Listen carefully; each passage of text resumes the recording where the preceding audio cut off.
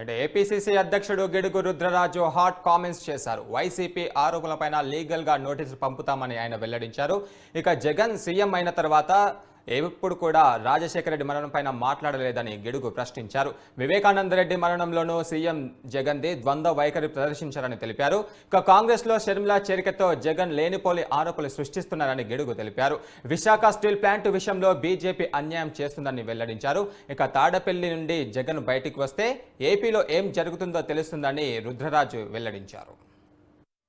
వివేకానంద రెడ్డి గారు మరణించిన తర్వాత వారు ప్రతిపక్ష నాయకుడిగా ఉన్నప్పుడు ఇమీడియట్ గా సిబిఐ ఎంక్వైరీ కావాలని డిమాండ్ చేస్తూ ఉత్తరం రాశారు. మనందరికీ కూడా తెలుసు. అదే జగన్మోహన్ రెడ్డి గారు ముఖ్యమంత్రి అయిన తర్వాత సిబిఐ అక్కర్లేదని చెప్పారు. ఈ ద్వంద్వ వైఖరి చూస్తుంటే దీంట్లో ఏదైనా కుట్రపోవడం ఉంది అనేటువంటి ఆలోచన మా అందరికీ కూడా కలుగుతోంది.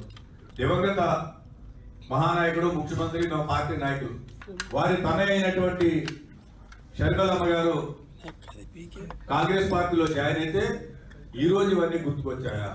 రాజశేఖర రెడ్డి గారి మరణం తర్వాత వ్యక్తిగతంగా జగన్మోహన్ రెడ్డి గారు ఎస్ఎంఎస్లు పెట్టి రిలయన్స్ కి సంబంధించినటువంటి వారి యొక్క హస్తం ఉంది దీంట్లో, రిలయన్స్ వాళ్ళు కాంగ్రెస్ వాళ్ళు కలిపి చేశారు అని చెప్పి మెసేజ్లు పెట్టి ఎస్ఎంఎస్లు పెట్టి మా యువజన కాంగ్రెస్ నాయకులు కానీ మా పార్టీ నాయకులు కానీ ఆనాడు ఉన్న పరిస్థితుల్లో రెచ్చగొడితే పాపం అమాయకులైనటువంటి కార్యకర్తలందరూ కూడా రాజశేఖర రెడ్డి గారి మీద ఉన్నటువంటి ప్రేమ అభిమానంతో రిలయన్స్ బంకుల్ని అటాక్ చేయడం కానీ రిలయన్స్ బాన్స్ని అటాక్ చేయడం కానీ అన్ని జరిగితే అదే రిలయన్స్ సంస్థకు చెందినటువంటి వ్యక్తి వచ్చినప్పుడు రెడ్ కార్పెట్ వెల్కమ్ చేసి వాళ్ళ సంస్థకు చెందినటువంటి ఒక వ్యక్తికి వీళ్ళ అఫీషియల్ సింబల్ మీద రాజ్యసభకు పంపినటువంటి మాట మనం వాస్తవంగా పరిశీలించాలి.